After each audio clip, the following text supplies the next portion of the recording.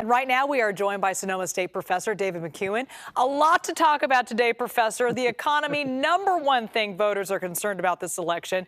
It's the economy, stupid. We've been saying this for decades.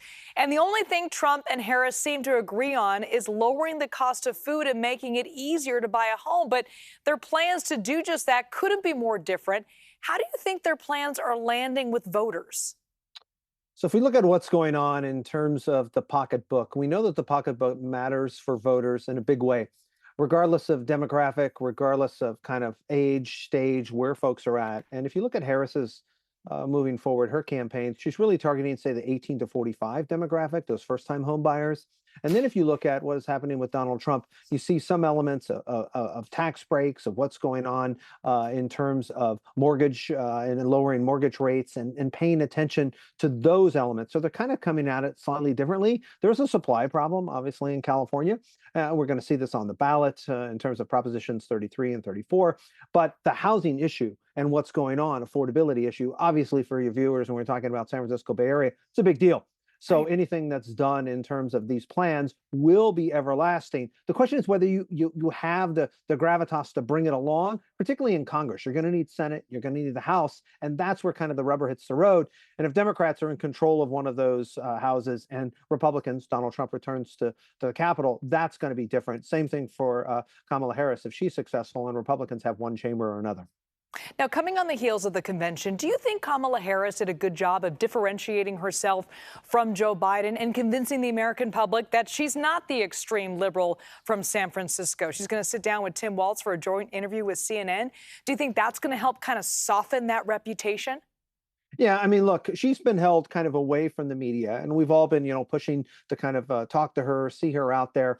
And her and her team have kept her at bay in terms of that. And now going forward and talking about this interview that'll happen with CNN, that's the first stop. It's an easy way to put her out there in a more managed environment, and you can do that. She's going to have to do more of these, especially headed to that September 10th debate time. As a result, with the fallout of that and what that looks like for both of them together, they can play off of each other. It's a little bit different in type, but so far we have seen her do very well in an insulated environment. And the managed narrative that happened after Thursday night or leading up to Thursday night of last week. The problem is still going to be the hits that are coming her way, which you would expect to see those happen over the next couple of weeks as Donald Trump and his team coalesce around a message, because so far they've been lost about how to deal with her. That will, though, coalesce, especially headed into Labor Day weekend and then post-Labor Day. Yeah, and speaking of next couple of weeks, they're going to square off in a debate on September 10th. And just a few hours ago, it appears, at least for now, the two parties agreed to keep the rules essentially the same as the CNN debate, including muting the mics when the other candidate is speaking. I'm curious, which candidate do you think benefits the most from those restrictions? Well, I mean, look, Donald Trump is someone who flies off and is really unmanaged in terms of his debate style. So he wants that kind of give and take. Now, if you're Kamala Harris, you're trained as a prosecutor, you're someone who is going to move through the case in almost a methodical way. The stylistic component here can advantage her in that prosecutorial style. Donald Trump and his team know that, so they don't want those advantages to move forward.